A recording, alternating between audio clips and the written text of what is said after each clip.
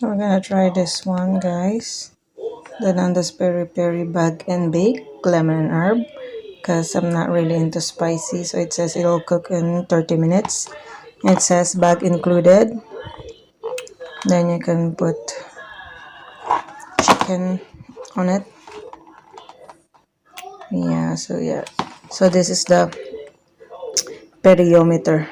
So extra hot, hot, medium, mild, extra mild. This one is extra mild. Yeah, extra mild.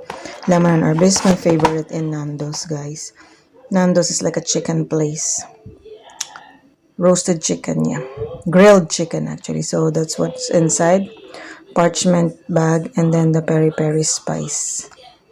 And that's how you would do it, and you would bake it, and yeah. So I'm gonna try this home cooking one.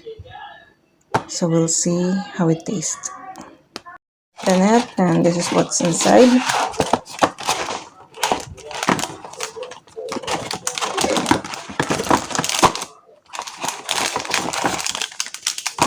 Yeah.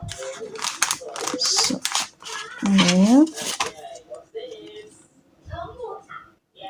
Dinner is almost ready. Place bag laying flat on a baking tray with the seams downwards and put on the bottom of the shelf. Avoid contact with the naked flames, electrical elements, and so on. Yeah. So we're just gonna put the. Also, that's the seasoning. That's the lemon and herb seasoning, guys. Okay. So this is the bag. So that's how it meant to look like. So yeah, gonna put it here in a baking tray. Okay. So that's how it looks like, guys. I used mini fillets because that's what I prefer to use. So yeah. Then now we're gonna put the seasoning. Then we're gonna shake it, and then put it in the oven. So that's how it looks, guys. Then we're gonna shake it more.